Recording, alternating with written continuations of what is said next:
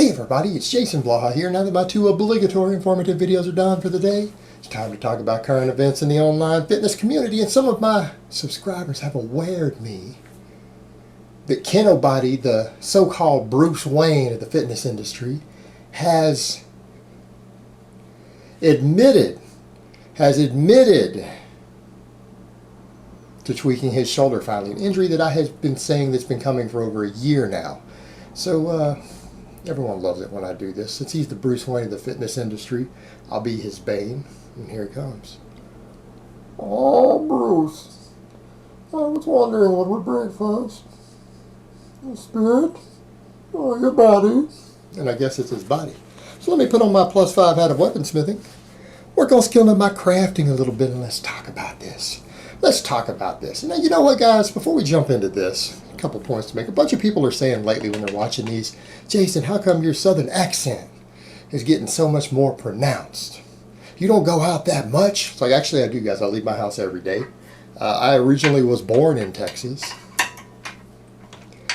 And just because I lived abroad in the UK for a few years doesn't mean my accent permanently changes. I've been back in Texas almost 4 years. My accent is going to return. It's not exaggerated. It's my normal accent just due to my day-to-day interactions. And it's exaggerated would be like if I went, son, you're about as useless as tits on a bull hog. Now that would be exaggerated, right? That would be an exaggerated southern accent. It's just my normal Texas accent, guys.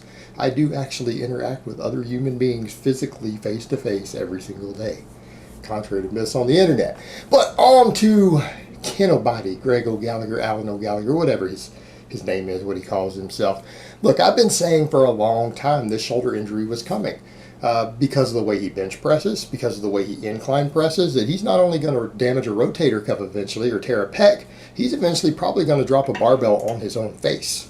And it's because he doesn't perform the exercises correctly. You know, people are always saying, Jason, you're just going too far with that. Like, why are you nitpicking over little things? I'm not nitpicking over little things. This is actually really serious stuff. These are big deals.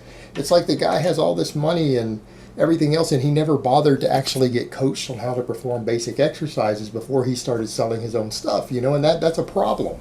He doesn't know how to perform them safely, and what we're seeing here is what happens. You train for years and years and years, heavy on lifts you don't know how to do. You blast a little bit of stuff, use a little bit of something, a little bit of gear, a little bit of cell tech, you know, while claiming natty. That's all good, man. You know, you're gonna get hurt eventually. It's gonna happen. And people want to say, well, you're nitpicking. I'm not. These are big deals. You want to know what's nitpicking? People coming in my training videos, because I upload 3 training videos every week now. I used to upload 6, of nitpicking over me having hip drive on my squats. Me using a little bit of back to finish the lockout on the squat because my back is really strong. That's nitpicking, guys, because there are actually some extremely strong world-class level lifters who do the same thing. It's actually relatively common. They're unhurt. See, that's nitpicking. Nitpicking is talking about someone using hip drive on a squat as turning it into a good morning when it looks nothing like a good morning. See, that's nitpicking. Not actually knowing what a good morning is. That's non-experts nitpicking over people's training.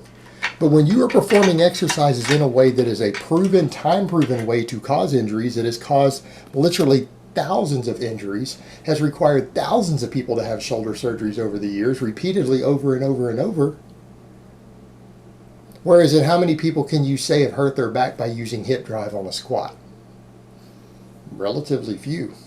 But a whole hell of a lot of people have destroyed rotator cuffs and damaged shoulders by benching high up on their chest, by bouncing it off their chest. How many guys have had to have facial reconstructive surgery because they dropped the bar before letting it settle after they unrack it?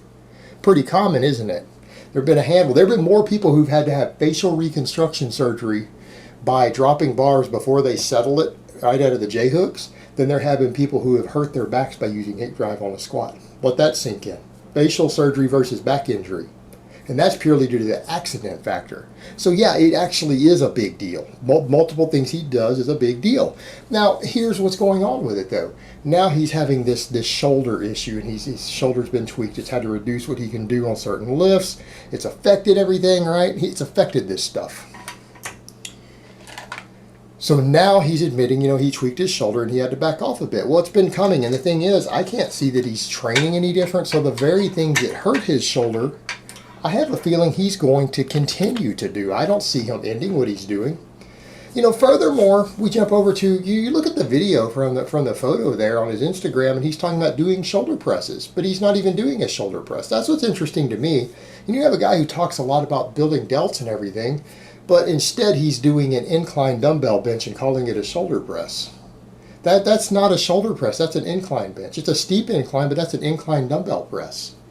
Now, not to say that that's not a good thing. Look, guys who are chasing aesthetics, hey, having well-developed front upper chest, having well-developed front delts is actually useful. I'm not going to say what he's doing is not useful, but that really isn't a shoulder exercise. And that's what I would say to guys. It is almost impossible with any sort of press, whether it's a dumbbell or a barbell, to develop your shoulders doing them seated. You just can't, because it's too easy to lean back and stay back. And if you're leaning back like this when you get to the top, that's an incline bench. You don't work the whole shoulder girdle. You have to do these standing. It is almost impossible to do a shoulder press seated, and even worse, these guys who do them in the Smith machine. And I don't care whether it's dumbbells or whether it's a barbell, it is almost impossible to work the lateral head of your deltoid, particularly the rear delts and all that stuff seated. It's almost impossible. I mean, it could be done if you were really, really, really careful, like you found a way to push yourself off of the bench. Like, in other words, if your back is against even an upright bench, you can't do it because you'll tend to push back into it. You have to be able to get your torso forward when they get about here. You've got to be able to get it forward so that you can, when you complete the top half of the exercise, the weight is behind your head. At least behind, the midline of your head at the very least, right? That's what you have to do to activate the side delt, the trapezius, all that stuff that when we look at EMGs light up so much better on a standing press, because that's how you do an actual shoulder press. It's almost impossible to do it seated. It just turns into a steep incline. The worst part there is, like, he's actually doing an incline, but then he's doing a partial so that he can use those hundreds. So that he can use the 100, he's stopping short of the bottom. So it's like, well, he's not even getting all the chest benefits that you would get from doing them seated, trying to turn it into a bastardized shoulder exercise. And he does silly stuff like this, and then he wonders why he needs to do all these exercise laterals and other stuff. When it's a guy who has a pretty decent standing press, he's decently strong at it. If he put more focus in that, he'd probably build more shoulder with less injuries than what he's doing. So that's kind of a side note from what I see him doing. That's not a shoulder press. Yes, it does work the front delts. Okay, so you could say maybe it's a shoulder press, but so does a flat bench. It's about as much of a shoulder exercise as the flat bench, but just because you're removing the chest by skipping the bottom so that you can use heavier weights doesn't make it a shoulder press. It's still not going to work the full delt the way that you want. It's not going to build your shoulder girdle up the way you want. It's not a really particularly effective shoulder exercise. Not that we should even be thinking of lifts in that way. Again, if you want to be athletic, and he always promotes that, athleticism, speed, power. But, then he does all this silly stuff that don't carry over to that. Like, yeah, do your standing presses, do the power cleans you were talking about. Yeah, that will make you an athlete. Hell, even those front squats, that stuff will help. But this stuff doesn't. And again, it's not really a shoulder exercise. And yeah, that's nitpicking. That's nitpicking, but it's only because the guy's doing an incline partial chest press at a steep angle and calling it a shoulder exercise. You got to look at this stuff and realize that this is someone who doesn't really grasp anatomy particularly well. He talks about the Hollywood physique, but it's all marketing. It's all glam. He doesn't actually really know how a lot of these muscles work. He doesn't really seem to grasp which muscles are being affected in which ways on the exercises. And it's not to say you can't get there. I mean, he does promote bench press, incline bench, standing presses, side laterals, weighted pull-ups, some heavy cheek curls. Yeah, that will build you a tremendous upper body. That will help you get the look he's talking about. But he doesn't seem to understand what really gets worked correctly. Furthermore, again, execution of exercises. He doesn't really know how to safely perform basic exercises. He doesn't know how to perform the bench press or the incline safely. He doesn't really even know how to deadlift, even though he's tried to do it on camera. Again, you've got a guy who's all style, no substance. It's been all marketing. He's done a hell of a job with marketing, and I'll give him that. But his actual training, as far as his knowledge of it, he really isn't knowledgeable enough to be coaching or teaching other people. He just isn't. So again, it's kind of like other people have said, it's all style and no substance. And again, that's why he gets hurt. He gets hurt because he never really even learned the basics.